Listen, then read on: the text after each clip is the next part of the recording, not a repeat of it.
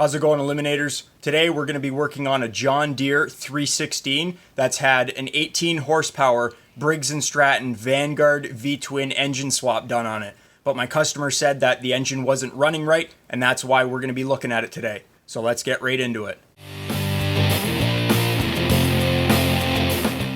This is a John Deere 316, and my customer here has completely restored it. Everything is literally brand new. Tires, the paint looks immaculate.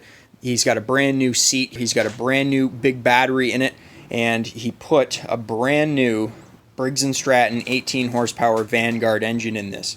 Now, this engine required a little bit of modification. He had to shim quite a few things because it didn't really bolt right up, and herein lies the issue. So he brought it to me and he said this thing only runs on choke. So we know that that is normally just a clogged main jet or a clogged pilot jet. So I've taken the top off of this carburetor here. It's just 4 screws. I'll show you some pictures of what it looks like. And the problem with using this type of engine on this application is you can see right here how close the engine is to the frame, right? So there's not a lot of room. Now, on this type of engine, to remove the carburetor, you actually have to remove the intake manifold. Now, this is a Vanguard V-twin, so we have one cylinder here and we have another cylinder over here.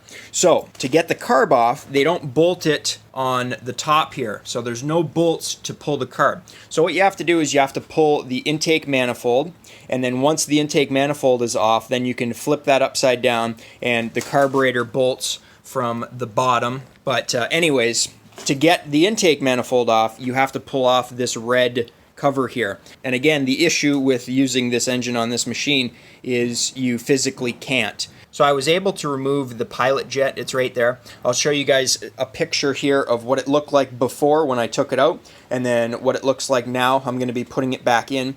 However, that's just the pilot jet. So that runs your idle. So he was saying that it would only run on choke. Normally that's a clogged main jet, and by closing the butterfly valve of the choke, you're increasing the amount of suction, which helps draw some more fuel through. We were only able to clean out the pilot jet because the main jet on this carburetor is right behind your fuel solenoid shutoff. So that's a plunger that goes into the main jet.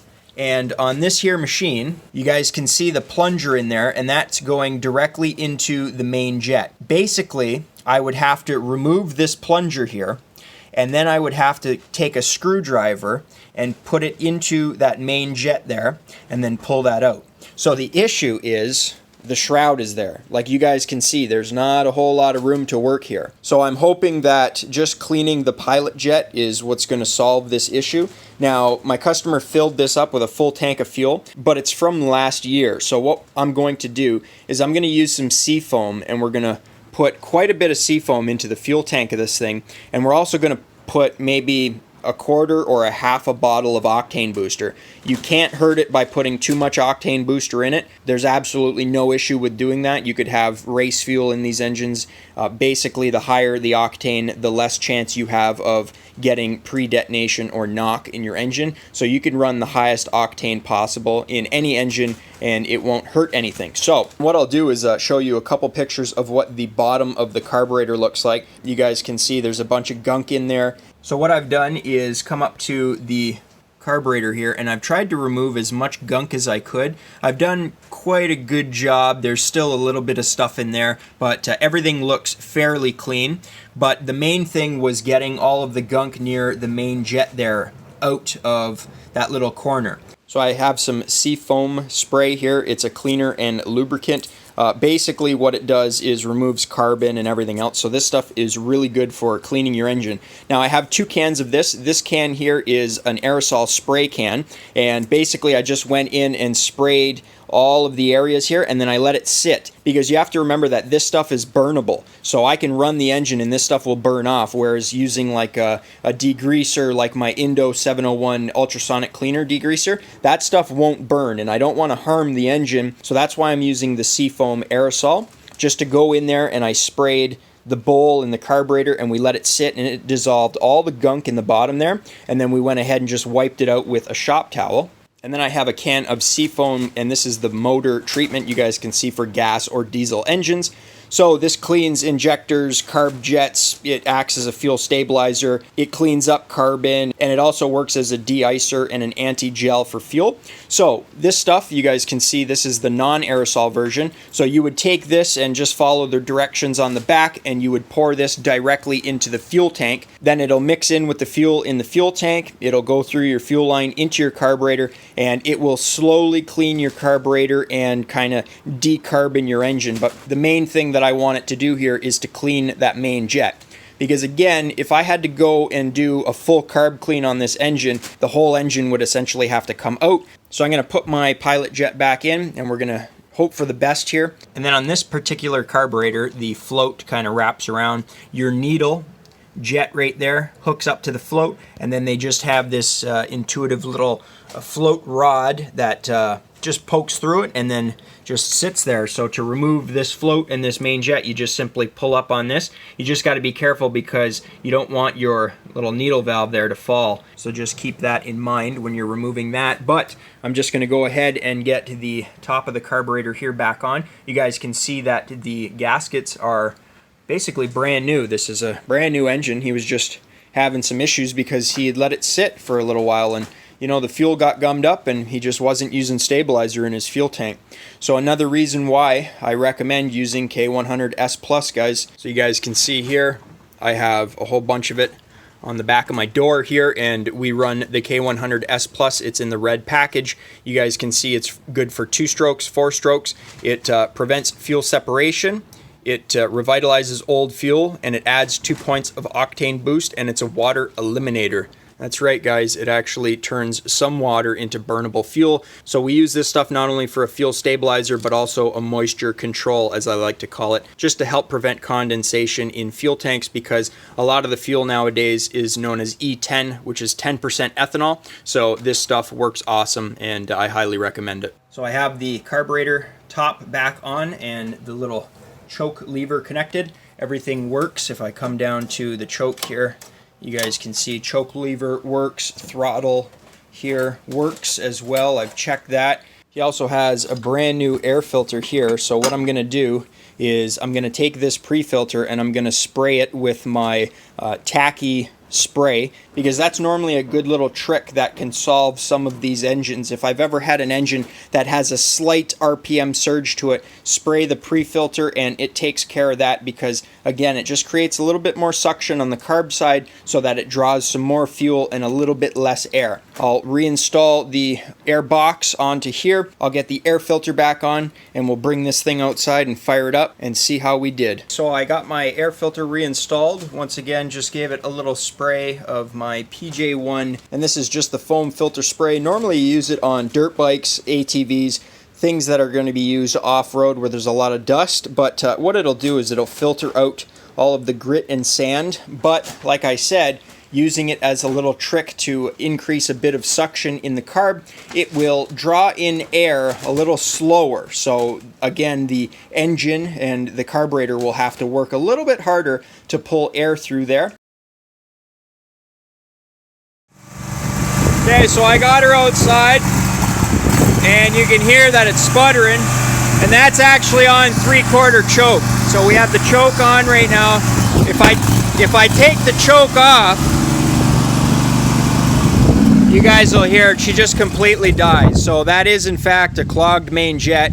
So by pulling the choke lever, we're closing that choke butterfly valve, increasing suction, and it's drawing more fuel into the engine. So what I'm going to try to do is, once I get the air filter air box off, I'm going to try to pull the fuel shutoff solenoid out, and I'm going to try to get some type of air little adapter for my air gun that maybe has a thin tube with a little 45-degree angle, and I may be able to go inside of here and just take my compressor and blow some air in there just to try to force out any debris that might be in that main jet there. Now, I should have known that if the pilot jet that's inside of the carburetor was clogged, then chances are the main jet, which is down in there like you saw, was going to be clogged as well. Now my plan here is to do the least amount of labor as possible.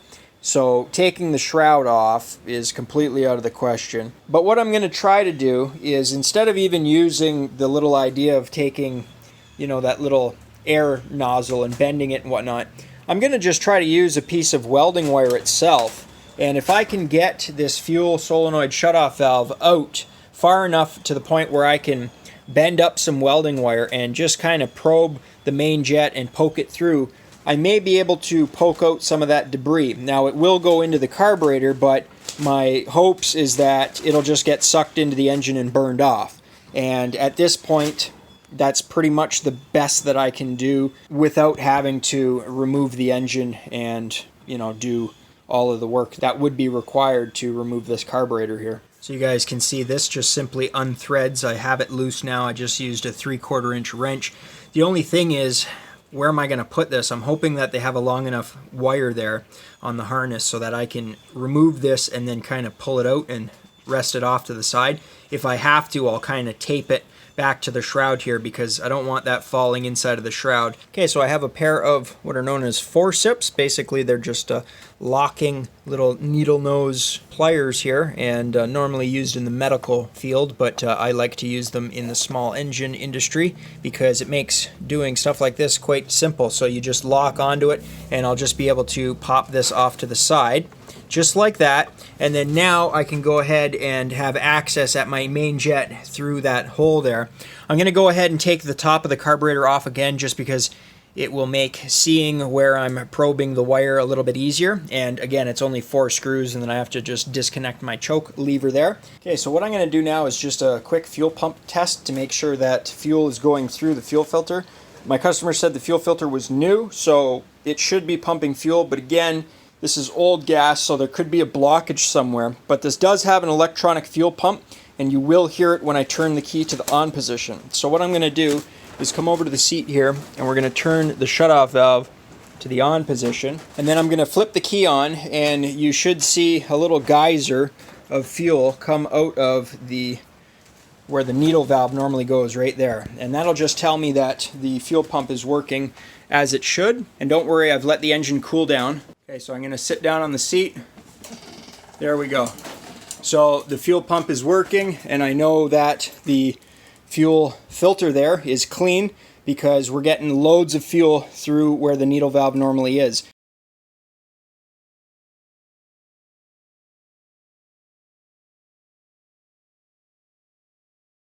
So that means that this engine is getting a good supply of fuel. Even if it's older fuel that's lacking a little bit of octane, I can still solve that just by using a little octane boost and some Seafoam and some K100S Plus stabilizer. We're going to mix it all together and get this fuel back to what it should be. And then right now, I'm just going to figure out how I go about cleaning out that main jet. But at least now, we have access at our main jet there. So you guys can see it there, the little slot on that brass piece. So that's just a slot for your standard slotted or flathead screwdriver, but obviously you can't get one in there just because of the angle.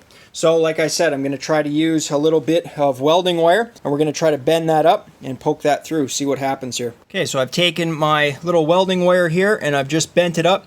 You guys can see a little 90-degree bend on it, and the thing that I'm looking for, you guys can see, sorry if it's not focused in, but I just wanted to get that wire to go all the way through. So now that I know that the main jet is poked out, what I'm going to do is take a little bit of carb cleaner with a long plastic tube that I have, and I'm going to force it in there, and I'm going to squirt some carb cleaner through it to see if I can force out any other gunk that might be in there, and that will mean that the main jet and the pilot jet are perfectly clean. This long red plastic tube, these are actually really handy, and I always save them whenever I'm throwing out a bottle of old aerosol Seafoam, because these things come in handy for this particular use. So you can kind of stick the hose all the way in there and then have the can vertical, because that's when it builds most pressure, and then we can just kind of use that to go ahead and spray in some carb cleaner. So I'm getting a little intuitive here. You got to build some weird stuff when you're working on engines and trying to solve problems and whatnot. So I've built this little contraption. Basically, it's my bent tube hose to a little chainsaw return fuel line. So this is the smaller fuel line that would normally be used as a return. So from the primer bulb back into the fuel tank, and then I've plugged in my little nozzle to that end. So essentially now I could jab that end into my main jet, and then I can hook that end into my compressor and then really get some compressed air through there because my carb cleaner just wasn't putting in enough pressure. Okay, so sorry for the lighting, but I know that it's working because when I blow through my compressor, you guys can see a little bit of air and fuel coming out of the pilot jet there. So that's good. That means that our main jet is blown out. Okay, so the only thing left to do now is I'm going to want to test the fuel shutoff solenoid right there. Now it should work because it's a brand new engine. However, if we come over here and I turn the key, that little brass plunger is supposed to be in all the way blocking off the main jet. And then when you turn your key on, which I'm going to do right now, see? So it did move. So that means it is in fact working. So it needs a source of 12 volts and it needs a source of ground, which we have, and it moves, but it doesn't move all that much, and that worries me, guys. So what might have happened here is he could have got some gunk built up into this fuel solenoid shutoff valve, and it might not be a case of a clogged main. It could actually be a case of this fuel solenoid shutoff valve simply not moving far enough because it's slightly seized or gummed up. So when your engine's running, it's open, allowing fuel through the main, and then when you shut your engine off, it closes it, which stops the fuel from going into your carburetor, and then stops the fuel from going into the intake manifolds, and stops the fuel going into your cylinders. Because basically, even though you're shutting down the spark to the engine, the cylinders and the spark plugs are still going to be hot, and these engines make enough compression to ignite the fuel source even though there's no spark in the engine. So that's why they run those. It's simply just to prevent backfire. So you'll hear me call them a fuel shutoff solenoid, but they are also anti-backfire devices. So what I'm going to do now is most likely try to pull that back with my pair of forceps just to see how far back it goes, because it may just be not pulling back far enough, thus limiting the amount of fuel going into the engine.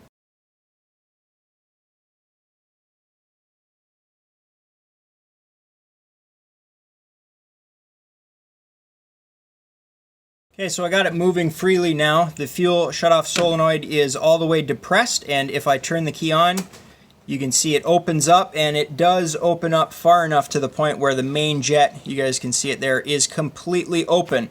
So probably what happened was just the gunk from the bottom of the carburetor got into that shutoff solenoid and just caused it to, slow down a little bit so that it wasn't moving in and out like it normally would. So it's moving nice and freely. Basically all I did was I took a pair of small thin needle nose pliers, and when I turned the key on, I just kind of helped the plunger back, and then when I turned the key off, I just kind of helped it go forward a little bit, and doing that about 10 or 15 times, I was able to get it to the point where it is now. So it just worked itself past that little blockage, that little gunk that has been built up inside of there, and this machine is ready to get put back together. Now, if you want to see a video of me testing one of these fuel shutoff solenoids, you can click in the top right of your screen. I'll post the link, and I'll also have it in the description down below. It's a quick 12-volt test that you do on them. Basically, if it opens up when the 12 volts are on and it closes when the 12 volts are off, then it's working as it should. And if it doesn't, you just go ahead and replace it, guys. I want to run it with the air filter on because that's how you're supposed to run an engine. If you run the air filter off, then they get a little bit more air, so they tend to run slightly lean. And I want this engine to run as best as it can. So I'm going to put it all back together. I'll bring it back outside, and then I'll bring you guys back once I have that all done. Okay, so I got the machine outside here. We're going to give her a choke, and I'm going to see if she fires up. There you go, guys. She's running without the choke on. So I'll just let her warm up here, and then we'll throttle it up a bit. It's a little tight, that, but working good. It's here at high RPM.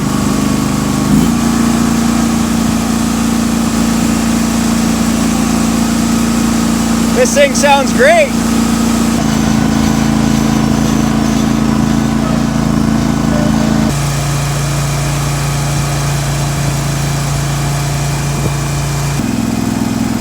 man, this thing runs good now. And there's no backfire now because the fuel solenoid shutoff valve there is working as it is supposed to. So that's it for today's video, guys. We were able to get that John Deere 316 up and running again, and that thing runs flawlessly. It's one of the nicest looking John Deere 316s that I've seen, and the engine, I mean, you can't beat that. It's a brand new engine. Again, my customer went through quite a bit of work to get it to work, and unfortunately, due to the position of the engine, it makes things a little difficult if anyone ever needs to work on it. But that's why I recommended to him to use a high quality fuel stabilizer and to drain out the fuel from the tank, let it run dry during the winter storage so that he limits the chances of that carburetor getting gummed up, because again, to remove that, it would be a pain in the butt. So if you guys enjoyed the video, think about leaving me a thumbs up. You know, it really helps me out. You can click here to subscribe and click over here to watch one of my previous videos. I upload every single week, so be sure to stop on by next week, check the channel out for new content. And as always, guys, thanks for watching.